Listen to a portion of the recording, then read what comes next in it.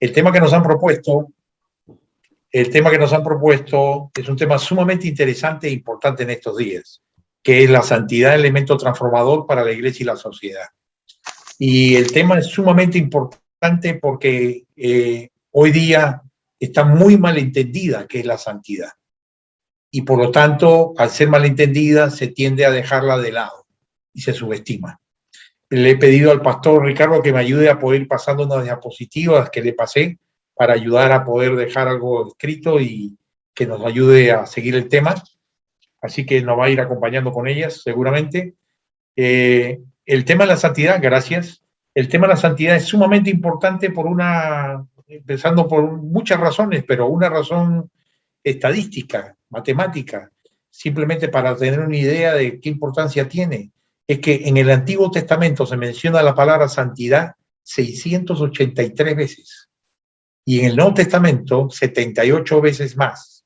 Quiere decir que en total estamos hablando fácilmente de más de casi 800 oportunidades donde la palabra santidad directamente es mencionada. Así que creo que lo primero que tenemos que decir que la santidad es el llamado supremo que Dios hace a cada cristiano.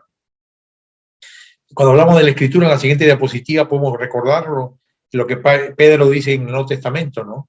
Cuando hablamos de la santidad, en la anterior diapositiva, por favor, cuando hablamos de la santidad, tenemos ideas equivocadas muchas veces, ¿no? Pensamos que santidad es lo estricto, santidad es normas, prohibiciones o listas de pecados. Una vez me acuerdo que llegó alguien a la iglesia y me dijo, pastor, me encanta su iglesia, ¿me puede dar el manual de prohibiciones que tiene la iglesia para poder hacerme parte de la iglesia? Le dije, no, mira, en la iglesia no te haces parte de la iglesia por el manual de prohibiciones, sino te haces porque no existe. Te haces parte de la iglesia por conocer a Cristo. Y Él es el que cambia tu vida, no un manual de prohibiciones. Así que muchas veces la santidad se ha convertido casi en un tema legalista, estricto, riguroso, y que cuanto más estrictos y legalistas somos, más santos somos. Y eso no puede ser peor idea distorsionada de lo que es la santidad. La santidad no se basa en prohibiciones, ese es el legalismo. La santidad se basa en la presencia de Cristo en nuestras vidas. Por eso es que quisiera hablar primero de cuál es el significado de la santidad realmente y qué consiste este llamado. Porque cuando hablamos de la Biblia, todos entendemos que el llamado en la Biblia hay muchos llamados, llamados a la comunión con Dios, llamados a la oración, llamados al amor, llamados a la conversión, llamados a servir. Pero yo creo que ninguno de esos llamados se puede considerar ni entender bien sin entender el llamado supremo que está en la palabra del cristiano, que es el llamado a ser santos, a la santidad.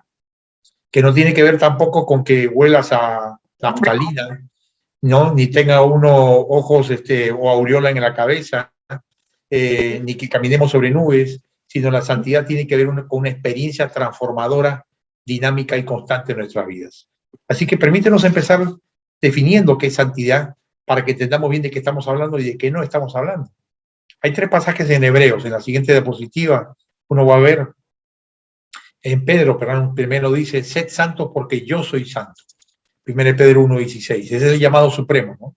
Pero en la siguiente diapositiva encontramos ahí que se nos dice que el llamado es un llamado muy alto el que tenemos, es un alto llamamiento el que tenemos nosotros.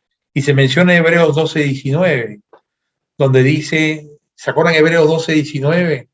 Te habla acerca de lo que es la presencia de Dios en el monte Horeb, cuando descendió el Señor para hablar con Moisés y darle la tabla de la ley al pueblo de Israel. Dice la Escritura que, como dice allí en la siguiente diapositiva, que había un sonido de la trompeta y a la voz que hablaba desde el monte, la cual los que la oyeron rogaron que no se les hablase más. ¿Cómo habrá sido la voz de Dios desde el monte Horeb, que llegó a oír el pueblo de Israel, que no aguantaban la voz de Dios? Y yo creo que este sonido de trompeta, estas nubes sobre la cima del monte Horeb cuando Dios estaba presente, esta manifestación de la voz irresistible de Dios, todos eran elementos que estaban conllevando a pensar en la santidad de Dios. Es decir, la santidad de Dios que lo hace esencialmente distinto y superior al hombre. Lo que más distingue a Dios del hombre es la santidad.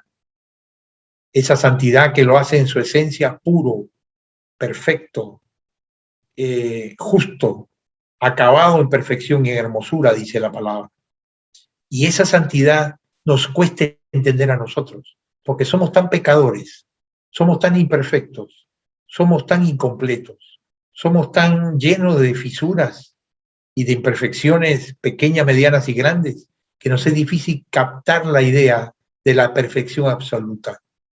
Pero esa perfección absoluta es de la que justamente Dios nos llama a nosotros, porque nos llama a compartir ese mismo carácter santo de Dios. Fíjate, en la siguiente diapositiva dice que además la santidad no solamente es un llamamiento muy alto, sublime, sino que nos hace recordar que ser santo no es una cuestión cultural, es una norma que trasciende las culturas. ¿Qué significa esto? Que la santidad no tiene que ver con la cultura o el país en que vivimos. Por ejemplo, a veces cuando hablaba con una persona que era de origen italiano, me decía, pastor, cuando yo le decía, tú tienes que hablarle a tu esposa con palabras tranquilas, sin gritar, sin levantar la voz. Me decía, pastor, pero usted no sabe que los italianos somos así, efusivos, no podemos dejar nosotros de hablar de esta manera que es normal en nuestra casa. Y dije, mi hermano, será normal en tu casa, pero no es normal en la iglesia, porque la iglesia no depende de la cultura de la que vienes, sino al contrario, transforma la cultura y la santidad de Dios trasciende la cultura. Entonces, quiere decir que hay manifestaciones culturales de cada persona, de cada raza, de cada cultura, de cada país, pero la santidad está por encima de todo eso. Por lo tanto, no hay excusas para poder uno retener su cultura y resistir la transformación que el carácter de la santidad de Cristo quiere imponer en nuestras vidas. Así como al alemán se le tiene que pedir que aprenda a amar con ternura, o por más frío que se sienta, o el inglés puede pensar que es muy racionalista y lógico y por lo tanto no es dado a la alabanza, o como el italiano puede pensar que habla en voz alta, ¿no es cierto? O el chino puede pensar en que el dinero y las apuestas no tienen nada de malo, porque su cultura es normal. Ninguna de las preferencias culturales pueden estar prevaleciendo por encima de lo que es la santidad de Dios. La santidad de Dios es el vínculo unificante del pueblo de Dios, no importa la raza, el sexo, la cultura, el grado de educación que cualquier miembro de la iglesia tengamos. Y ese vínculo de santidad tiene que marcarnos a todos haciéndonos semejantes a Cristo, porque Cristo es la cabeza de la iglesia, no ninguna cultura, ni ninguna raza, ni ninguna política de una nacionalidad. Así que fíjate, en la siguiente diapositiva nos enseña otro elemento clave, ¿no? Que es que el llamamiento es un llamamiento arriesgado. Hebreo nos presenta la santidad como un elemento de riesgo. ¿Por qué? Porque nos advierte de que es posible a veces perder la importancia de la gracia de Dios en nuestra vida cuando dejamos de lado la santidad. Cuando la santidad no la entendemos bien y la ponemos como si fuera en un frasco de cristal al que pocos tienen acceso, y entonces caemos sin darnos cuenta en el concepto católico de que los santos son unos pocos y los demás somos pecadores y así será normal, y olvidamos que el llamamiento a la santidad es para que todos los cristianos seamos santos y santificados. No santos para ser canonizados, ¿no? Nadie te va a prender velitas ni te va a rezar a tu foto, ¿no? No te hagas ilusiones tampoco. Estamos hablando no de la santidad malentendida de la canonización, sino de la santidad del carácter transformado a la semejanza de Cristo. Eso sí, Dios demanda de ti, de mí y de cada uno de nosotros. Y hay un riesgo allí, porque cuando no vivimos la santificación, nos apartamos de la gracia de Dios. Y aquí Hebreo señala 3 peligros, ¿no? Uno, que en primer lugar, cuando no permitimos que la santidad gobierne nuestra vida, una raíz de amargura puede crecer en nuestros corazones. Y tú ves a veces cristianos que han sufrido en la vida, que han pasado dificultades, que les ha tocado dolores muy grandes, muertes de seres queridos, pérdidas de empleo, maltrato de sus padres en la infancia, un divorcio amargo, y que genera que el corazón, cuando no ha guardado la santidad del amor, de la pureza de Cristo en el corazón, permitimos que nuestro corazón se llene de resentimientos, de falta de perdón, y eso amarga el corazón del cristiano. Y la palabra dice que tengamos cuidado de no caer en la raíz de amargura. Y a veces cuando uno se encuentra con personas en la iglesia que son de carácter difícil de tratar, o personas que ellos mismos se dan cuenta que les es difícil tratar en paz con todos, que fácilmente entran en conflicto con alguien, muchas veces es porque han permitido en su corazón que en lugar de la santidad crezca la raíz de la amargura y el resentimiento. Entonces eso significa que uno pierde esa característica de santidad en su vida, ¿no? Otro peligro a lo cual el autor de Hebreos nos advierte es el peligro de la inmoralidad sexual, por supuesto. Y el peligro hay un micrófono prendido. Sí. Y el peligro de la inmoralidad sexual, como decíamos, hoy se ha hecho cada vez más común. Antes los muchachos, los jóvenes, las jóvenes, cuando amaban a alguien, lo sellaban la etapa del inicio del enamoramiento, el pololeo, lo llaman allá, al noviazgo, con un beso. Y el beso era la máxima expresión de cariño en la que con respeto se daban los enamorados, los novios, llamarlo. Hoy lamentablemente tienen sexo y después recién preguntan ¿cómo te llamas?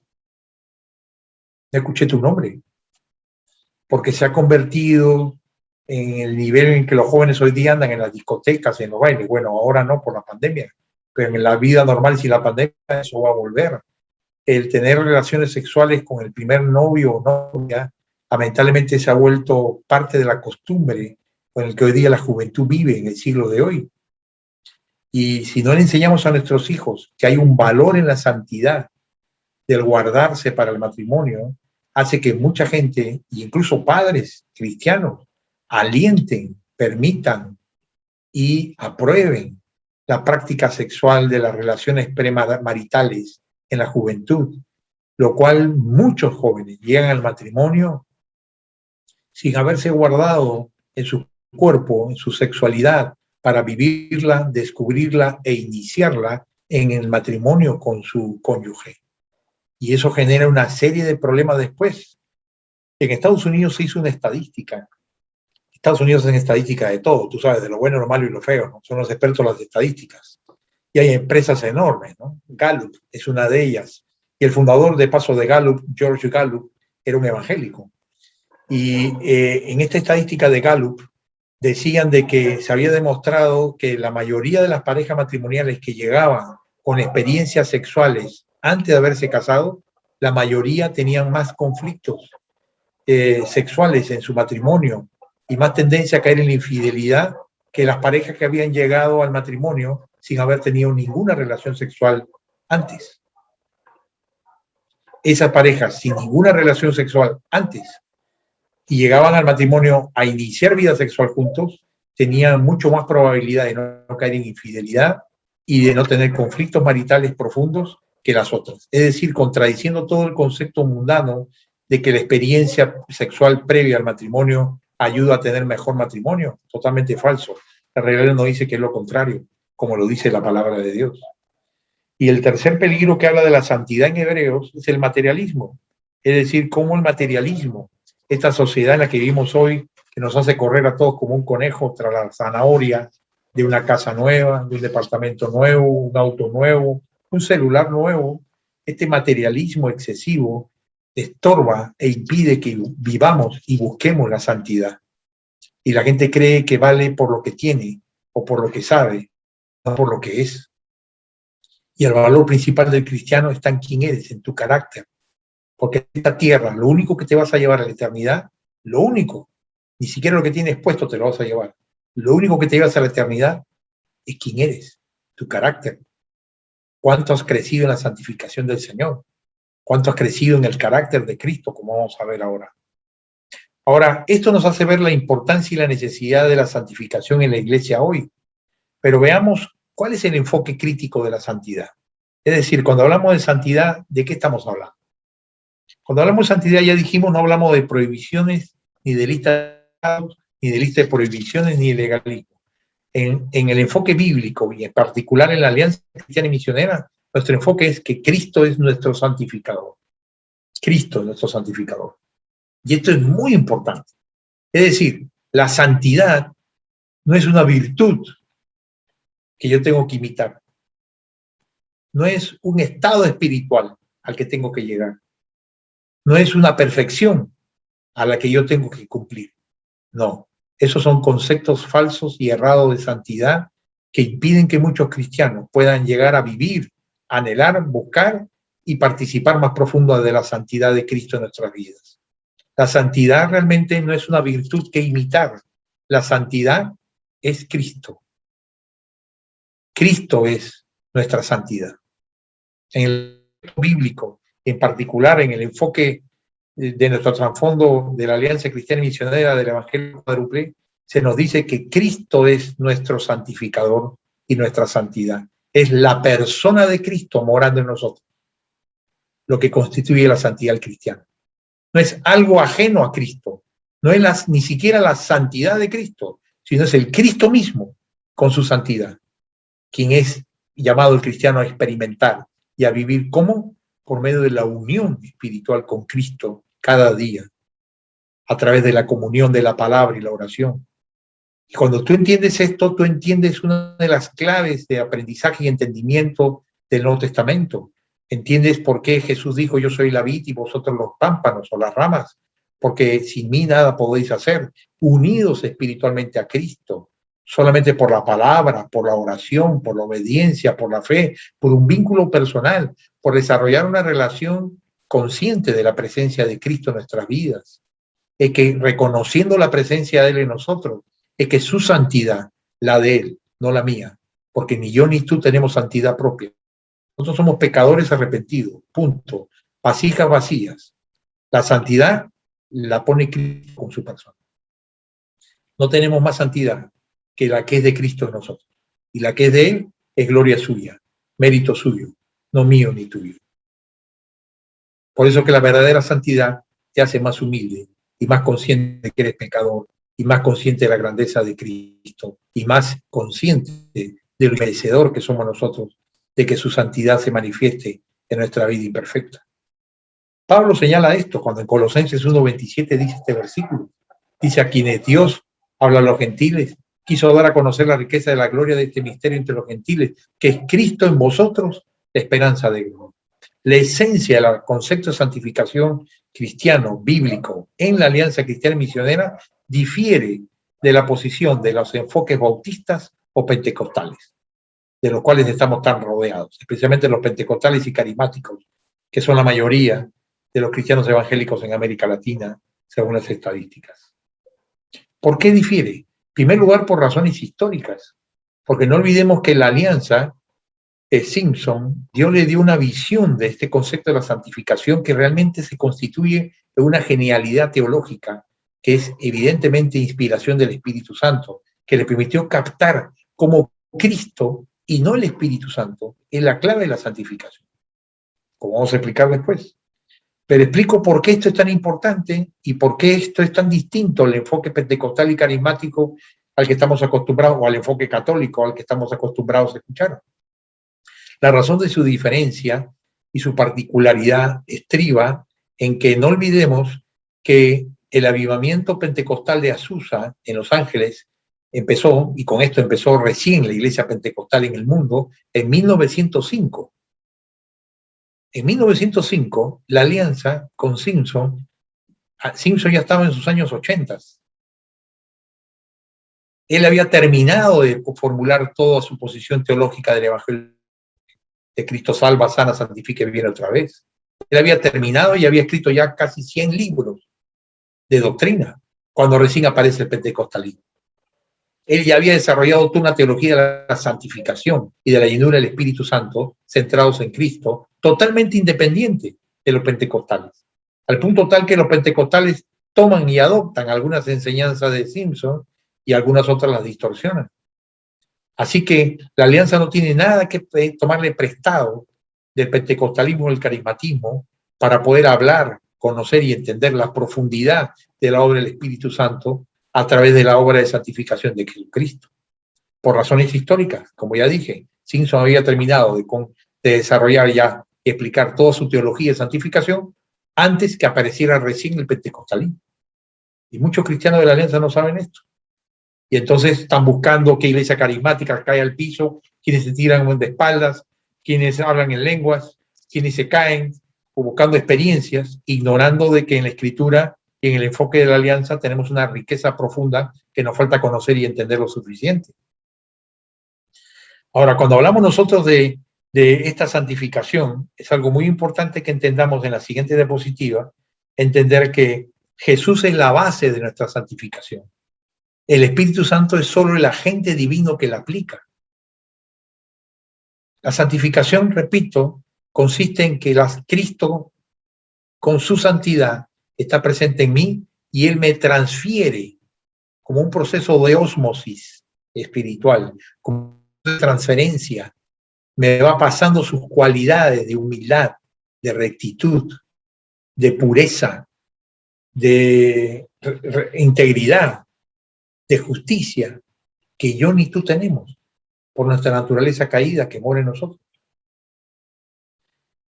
Como decía Pablo en Romanos, capítulo 6, ¿no es cierto? Que nosotros hemos muerto al pecado, y luego habla en el capítulo 7 de cómo es que dice él que nuestros miembros mora el mal. No olvidemos que cada uno de nosotros tenemos una naturaleza caída hasta el día que nos morimos y nos vamos al cielo.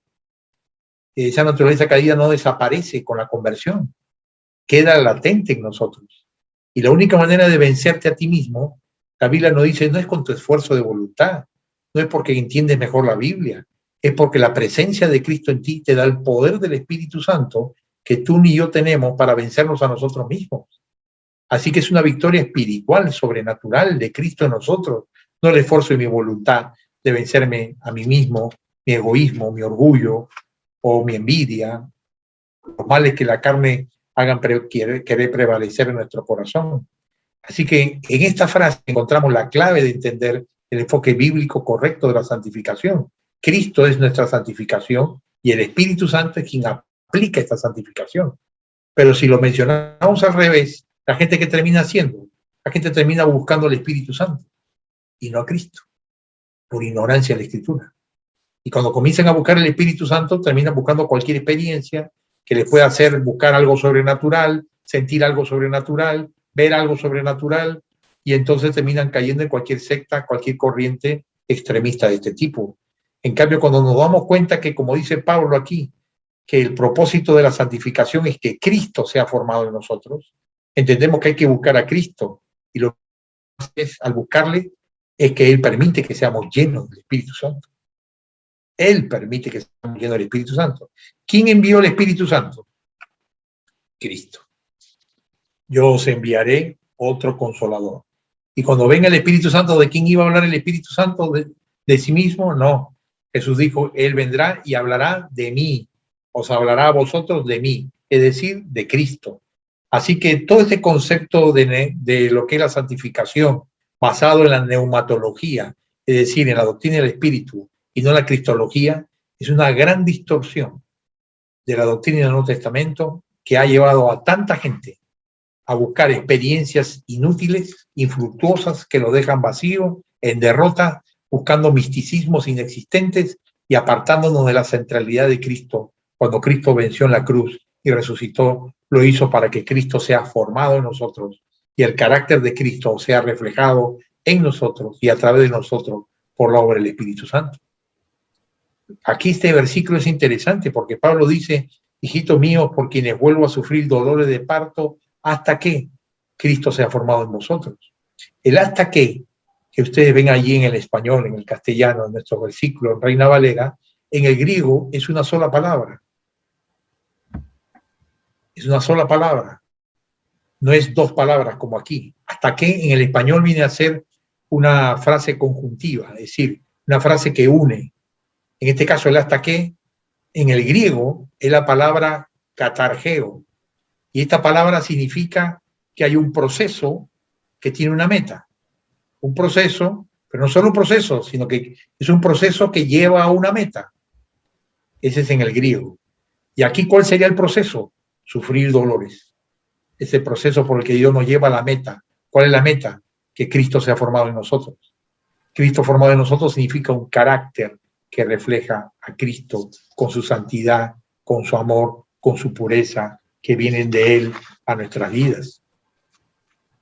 Así que la meta de la vida de la santificación es que Cristo sea reflejado en tu carácter, que Cristo sea venciendo tu enojo, tu resentimiento, tus envidias, tus tentaciones, tu amor al dinero, tus tentaciones sexuales, tu tendencia a irte a la pornografía, tu tendencia a irte al orgullo, o a tu tendencia simplemente a depender de ti mismo y no depender del Señor, y vencer el egocentrismo con el cristocentrismo. Es lo único. Esto es fundamental y entenderlo, porque si no entendemos esto, el matrimonio no puede funcionar. Porque el matrimonio, ¿qué es?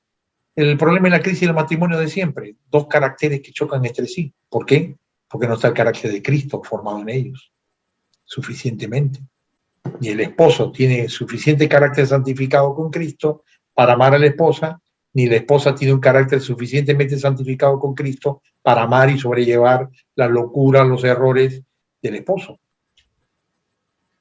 Como decía un amigo, ¿no? Un amigo bromeando, decía siempre, pastor, la verdad, yo soy muy humilde, me decía. ¿Por qué? Le decía yo, todas las noches le digo a mi esposa, hija mía, te perdono todos tus pecados que ha cometido hoy día contra mí. Buenas noches. Y se iba a dormir. Te perdono todos los pecados que ha cometido contra mí. Y yo le decía, ¿y quién perdona tus pecados? Le decía, pecador. Pero este concepto de humildad, ¿no es cierto?, de ver solamente los defectos del otro y no ver los de uno mismo, son los que aparecen cuando el carácter de Cristo no está formado en nosotros. Y entonces vemos a nuestro cónyuge como la persona que impide la felicidad, la paz, la realización, y no vemos que somos nosotros mismos, con nuestro carácter falto de madurez, falto de humildad, falto de servicio, falto de amor, es decir, falto de la santificación del carácter de Cristo, el que en suma es la causa principal de todos los conflictos matrimoniales, de todos los problemas de comunicación, de todos los problemas de infidelidad, de todos los problemas de separación y divorcio, expresan la carencia de la santificación de Cristo en nuestras vidas. Y en relación con los hijos es lo mismo. ¿Por qué hay conflictos con los hijos y los padres con los hijos? Carencia de santificación del carácter con Cristo. Entonces no tenemos la capacidad de amarlos, oírlos y llegar a su corazón. Y entonces queremos llegar con la norma y con la ley y hasta usamos la Biblia como si fuera un cuartel militar para imponer normas y olvidamos de que el carácter de Cristo nos lleva a amar y conectarnos emocionalmente con los hijos y con las personas que nos rodean. Ahora, esto es lo que Cristo quiere hacer. Su carácter se ha formado en nosotros. Santidad, ¿qué es? Cristo viviendo en nosotros. En la medida en que cada vez lo vive más llega la llenura del Espíritu Santo a tu vida. Ahora, veamos cómo se da el proceso en la Escritura. Es decir, qué pasos llevan a la santificación. Entendemos un poco mejor qué santificación. Veamos la siguiente diapositiva. ¿Qué pasos nos van a llevar a la santificación? Y en la Escritura encontramos que hay algunos pasos que hay que tomar en cuenta muy en claro. Hay tres cosas claves en el proceso. En primer lugar, hay que entender que la santificación comienza con una crisis. Una crisis que es lo que Pablo en Romanos señala, presentar nuestros cuerpos como sacrificio agradable a Dios, que es vuestro culto racional.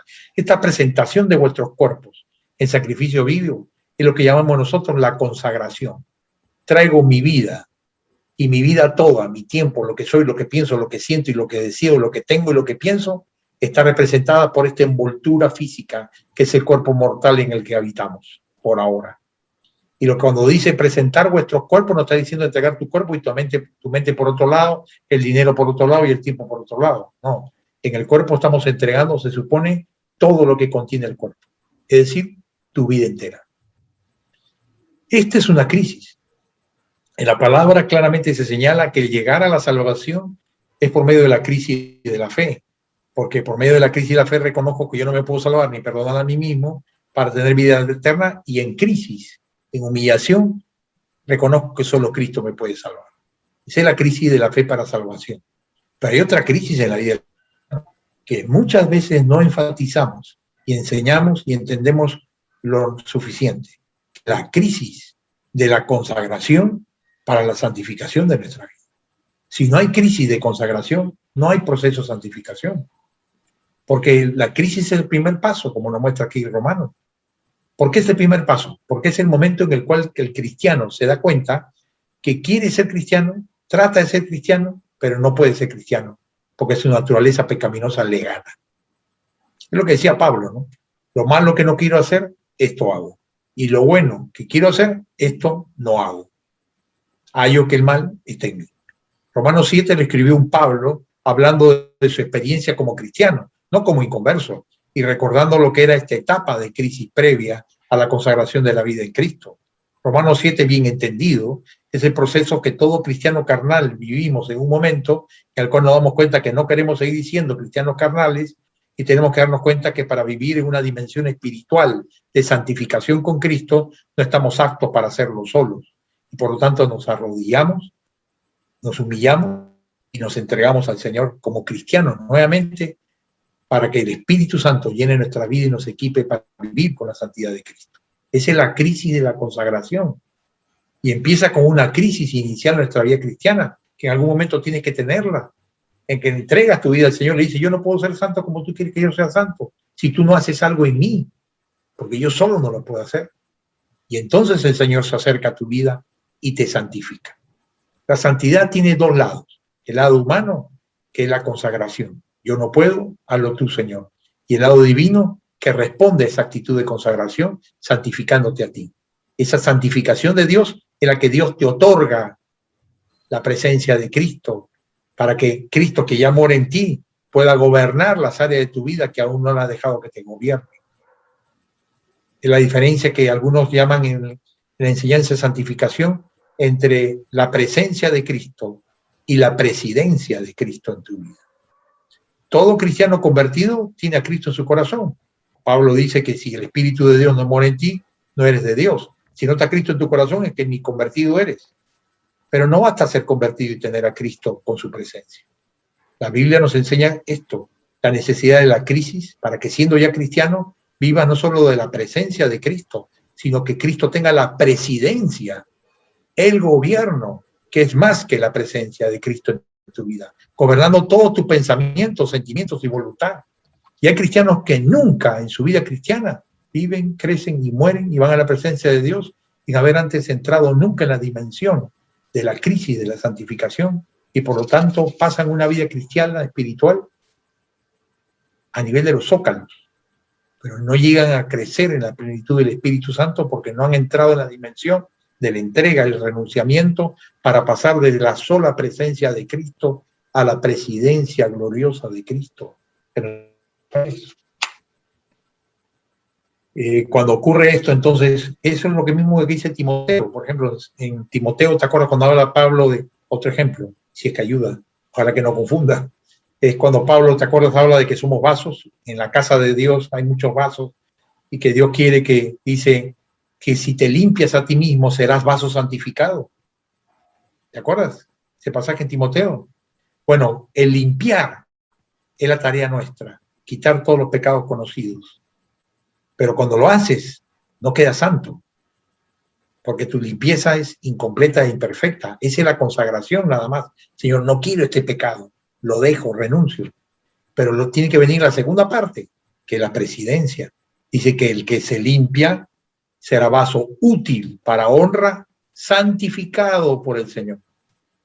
Y ese santificar viene de Dios. Es la acción sobrenatural de la presidencia de Cristo con su carácter por encima de tus impulsos, tus debilidades, tus fisuras, tus vacíos y tus inconsistencias morales que tú no puedes cambiar por ti mismo. Pero la santidad de Cristo te trae un cemento nuevo del cielo que permite que el barro de tu voluntad no se quiebre ante la tentación. ¿Me hago entender? La diferencia entre la parte humana de la consagración y la parte divina de la santificación o de la presidencia. Ahora hay otro aspecto aquí, que es la renovación de la mente. ¿Qué pasa cuando comienza a darse esta santificación? La mente es transformada. La mente comienza a recibir la mente de Cristo. La mente de Cristo no es memorizar versículos solamente. La mente de Cristo es que la presidencia de Cristo, la presencia de Cristo cada día más cerca a ti, hace que la mente de Cristo comience a correr dentro de tus pensamientos. Entonces comenzamos a pensar como Cristo quiere que pensemos. Ese cambio de mentalidad es la clave de la vida cristiana para todo lo que Dios quiere hacer. No puede haber un cristiano con un servicio fructífero, una vida victoriosa, un matrimonio que camina, hijos que buscan al Señor, si no hay un cambio en la mente, transformado por la renovación de vuestra mente. Esa metamorfosis de la mentalidad, de nuestros conceptos rígidos que tenemos cuadriculados, de cómo creemos que se deben hacer las cosas, tiene que ir siendo dejado de lado por los pensamientos de la mente de Cristo que por la palabra comienzan a darse. Y el resultado de esto, siguiente diapositiva, en la siguiente por favor, es el proceso de la renovación de la mente, y la siguiente es el resultado de la transformación de la vida en la iglesia, que es que, en la siguiente por favor, no, hay una diapositiva más, dice, la voluntad de Dios se hace aceptable a mí cuando mi vida se hace aceptable a Él. Todos hemos recibido la justificación por la fe, en la cual somos aceptables por la justicia impartida de Cristo. Pero la justicia por la fe tiene que comenzar a hacerse carne en la vida del cristiano por medio del proceso de la santificación. Entonces, la justificación por la fe es el primer paso, pero tiene que ir encarnándose esta justicia, haciéndote santo, haciéndote justo, no para que esto te valga la salvación, que siempre es inmerecida, sino para que esto refleje que la santidad de Cristo gobierna tu corazón. Ahora, ¿qué resultados trae esto? Esto trae dos resultados. Un cambio en tu relación con la iglesia y un cambio en tu relación con la sociedad. Cuando la presidencia de Cristo comienza a darse, lo primero que cambia es tu relación con Dios, con la gente que está cercana a ti, tu familia, donde ves el cambio, el fruto de la santidad, con el amor, la comunicación, el perdón, la humildad, el dominio propio. Pero luego en la iglesia se nota. ¿Y cómo es que se nota en primer lugar como en la iglesia? En la siguiente diapositiva. Esta santificación es la transformación espiritual de la iglesia y la sociedad. En la siguiente diapositiva, por favor. Habla que en Romanos 12 nos muestra los cambios que trae esta consagración que se habla en Romanos 12, 1 y 2. Lo primero es la unidad del Espíritu. La unidad del Espíritu. Dice ahí Pablo, unánimes entre vosotros, no altivos, sino asociándoos con los humildes. No seáis sabios en vuestra propia opinión. Pablo está hablando de los resultados de la consagración que él ha mencionado y a la que ha llamado a los romanos en Romanos 12, 1 y 2.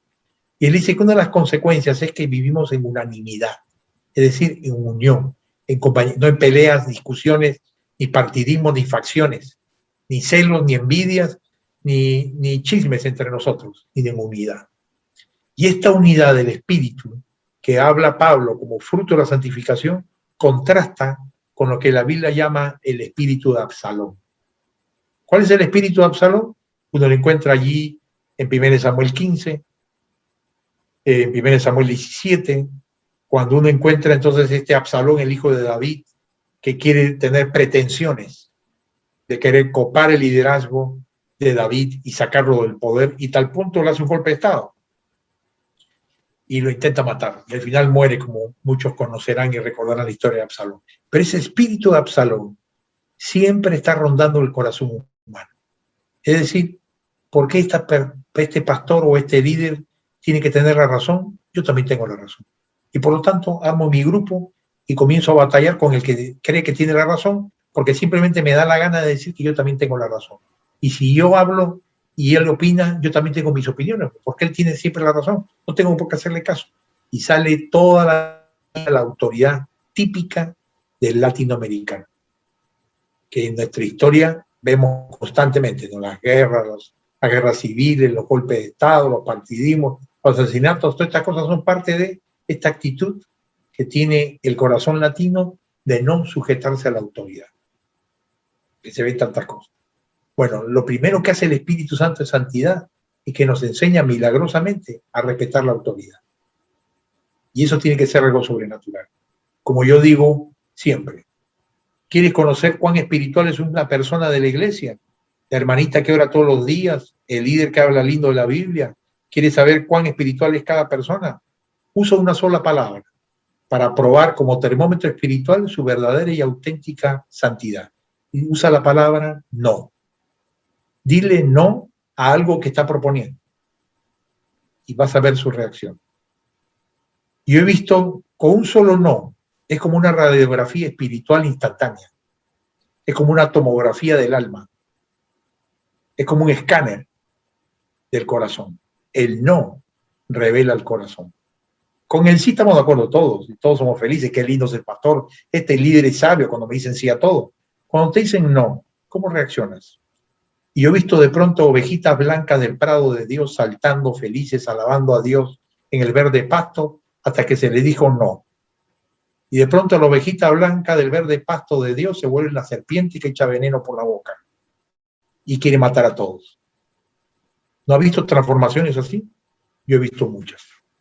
En la iglesia, en los líderes y hasta en los pastores. Cuando no aceptamos un no de la autoridad, es porque no hay un proceso de maduración del carácter de Cristo en nosotros todavía. Piensa en Cristo, dueño del universo, Rey de reyes, Señor de señores, coronado con espinas, abofeteado, escupido y golpeado a puñetazos, burlándose y diciéndole, adivina quién te golpeó, si tú eres el Rey de Israel. Y ahí encuentras el contraste de lo que es el Espíritu de Cristo, del Espíritu de Absalón. No estoy diciendo que debemos dejar que hagan esos atropellos con nosotros. Lo que estoy diciendo es que tenemos que aprender del carácter del siervo de Cristo, que por honrar a Dios se sujetó a la autoridad, aun cuando era injusto el trato que tenía. Otra característica en la iglesia es la función del cuerpo. Es decir, la iglesia funciona como cuerpo con todos los dones cuando el Espíritu Santo está. Pero quiero ir al final, para no alargar esta presentación de más, y si hay preguntas, tenerlas. Y es nuestra relación con la sociedad. En la siguiente diapositiva, por favor. Nuestra relación con la sociedad tiene que partir como cristianos y desde la santidad que habla Romanos, siempre entendiendo que los cristianos somos ciudadanos de dos reinos, simultáneamente. Uno es el reino de Dios, espiritual, en proceso, y que culminará con la segunda venida de Cristo para iniciarse realmente de manera visible en la tierra, el reino de Cristo cuando venga con segunda vez, pero que por ahora es este reino espiritual, invisible y solo visible a los ojos. Somos parte del reino de Cristo, el reino de Dios está aquí en medio de nosotros, la iglesia es parte del reino de Dios. En proceso, el reino vendrá perfecto y completo recién con la segunda venida de Cristo. Pero al mismo tiempo todos somos ciudadanos de otro reino, que es el reino terrenal, por llamarlo así, de la nación o el estado o el país en el que Dios ha permitido que nazcamos o vivamos en este tiempo. Así que todo cristiano es ciudadano simultáneo de dos reinos, ciudadano del reino de Dios y ciudadano de Chile, Perú, Colombia, donde vivas. Y con los dos tenemos que saber cómo tratarnos. Nuestra ciudadanía del reino de los cielos es la que nos debe indicar cuál es nuestra actitud y qué es lo correcto y no en nuestra ciudadanía de nuestro reino terrenal, llámese las leyes de tu país. Y fíjate lo que dice Romanos. Siguiente diapositiva, ¿no? 2 versículos nada más. Mucho tema es esto, pero solo 2. Uno es que tenemos que reconocer los límites del Estado. Cuando Pablo habla de Romanos, él dice, de modo que quien se opone a la autoridad, a lo establecido por Dios resiste. Resisten, acarrean condenación para sí mismos. Le está diciendo que el cristiano tiene que respetar las leyes, la Constitución y las normas del Estado en el que vive. Eso dice ahí. Pero no olvidemos que Pablo también enfatiza, y en Hechos de los Apóstoles se ve claramente, y en la vida de Jesús se ve, que tenemos que sujetarnos al Estado, salvo que el Estado enseñe cosas que van contra el reino de Dios. ¿Te acuerdas cuando en Hechos de los Apóstoles a los discípulos les ordenaron no predicar más el Evangelio? ¿Qué contestaron los apóstoles allí? Diciendo, es necesario obedecer a Dios antes que a los hombres. Quiere decir que cuando las leyes del Estado entran en conflicto de las leyes del reino terrenal del que somos parte, entran en conflicto con las leyes de la palabra del reino de Dios, que es la iglesia, tenemos que preferir obedecer las leyes del reino de Dios y no la del Estado. Eso es bien claro. Jesucristo no obedeció ninguna ley del Imperio Romano que eran contrarias al reino de Dios. No aceptó las idolatrías, no aceptó que los seres humanos eran los esclavos, eran muebles, gente sin valor, no racismo, con la separación de los samaritanos que hacían los judíos. No aceptó que el César era Dios. Dios es uno solo, el Dios invisible. Nunca aceptó al César. No aceptaba las leyes romanas contrarias a la palabra de Dios en ningún caso. Aceptaba las leyes que no contradecían al reino de Dios, solo ellas. Por eso dijo la famosa frase: date al César lo que es del César y a Dios lo que es de Dios. Muchos se quedan con date al César lo que es al César y se olvidan que a Dios lo que es de Dios. Quiere decir que la iglesia cristiana tiene que sujetarse a las autoridades del Estado, menos cuando éstas enseñan cosas que van contra la palabra de Dios. La santificación hoy día significa decirle no a la ideología de género, decirle no al aborto, decirle no a la eutanasia y decirle no también hoy día a los conceptos de justicia social, que más vienen de las corrientes marxistas y de izquierda, contrarias a la escritura, que de los... Hoy en Chile están viviendo la constituyente, ustedes, ¿no? Esta convención constituyente, creo que la llaman, y están discutiéndose muchos temas, igual que en todos nuestros países. Y hay un marxismo cultural infiltrándose en las iglesias. Decía el pastor Ricardo que muchos jóvenes y adultos en nuestra iglesia son evangélicos religiosos, porque leen la Biblia, bautizados, sirven en la iglesia y el domingo van a un culto a una iglesia evangélica. Pero cuando les pide su opinión sobre el tema de género, sobre el tema de homosexualismo, sobre el tema de transgénero, sobre el tema de aborto, sobre temas de eutanasia, tienen opiniones liberales. Y tienen opiniones más guiadas por el humanismo secularista mundano que por los principios de la palabra. ¿Por qué? ¿Por qué si son evangélicos el domingo, el lunes piensan contra la palabra? Porque no les estamos dando la instrucción bíblica necesaria sobre estos temas que manda la palabra de Dios. Y la gente en su ignorancia de la escritura escucha los cantos de sirena del mundo que dicen de que si Jesús estuviera aquí, su amor perdonaría, aceptaría a todos los homosexuales. Mentira, jamás haría eso el Señor, porque el Señor es amor y verdad, y no solamente amor, como dice la palabra de Dios. Muchos leen Corintios 13, estuve presidiendo una boda este sábado pasado, predicaba justo Corintios 13, y le decía, a todos les encanta Corintios 13, porque creen que con el amor todo se explica, todo se justifica y todo se perdona, pero se olvida que Corintios 13 mismo dice que el amor de Dios verdadero se goza en la verdad. El amor se goza en la verdad. Quiere decir que amor y verdad siempre van juntos.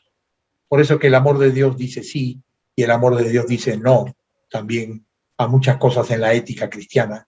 Y no como algunos cristianos que tienen un concepto sentimentalista del amor de Dios, creen que porque Dios es amor va a decirle sí a cualquier tontería. No. El amor de Dios va a decir sí y el amor de Dios puede decir no. Por eso existe este Dios de amor con los 10 mandamientos. Que es no esto, no esto, no esto. Así que creo que nos hace falta entender. Otro concepto que hoy día tenemos que desde la santidad de Cristo cuestionar es el concepto de la justicia social. Hoy cuando se habla de justicia social para los pobres, con la cual todos estamos de acuerdo, pero no estamos de acuerdo con el concepto de justicia social nacido de los conceptos del marxismo. Tenemos que entender que tenemos que desarrollar, como dice la siguiente, falta el versículo siguiente en la anterior diapositiva que no leí, que es enfrentando las tinieblas. Hoy día decía de que para enfrentar hoy día las tinieblas tenemos que estar armados con las armas de luz. Pablo dice, la noche está avanzada y se acerca el día. Desechémoslas sobre las tinieblas y vistámonos las armas de la luz. ¿Cuáles son las tinieblas de hoy día? Las tinieblas de hoy día se llama la ideología de género, se llama el aborto, se llama la eutanasia, se llama justicia social sin principios bíblicos. Se habla de las relaciones sexuales prematrimoniales. Todo esto es las tinieblas de hoy. ¿Y cuáles son las armas de luz para enfrentar esto? No bastan marchas, letreros contra el aborto.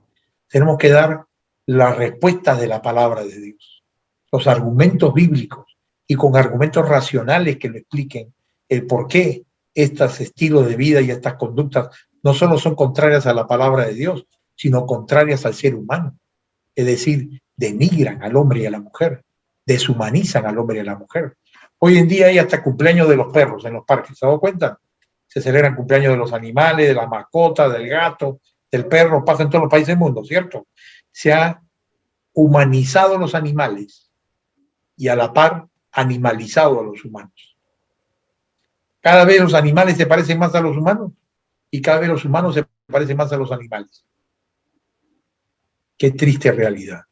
Y a la medida en que el otro día estaba en una foto de un perro, el perro era uno de los testigos de la boda. Se lo habían puesto al perro como si fuera una ropa de un terno con corbata, pues su mascota linda. Entonces entró primero el padre con la novia, después entró la madre con el novio y después entró la hija con el perro, la mascota, en la boda.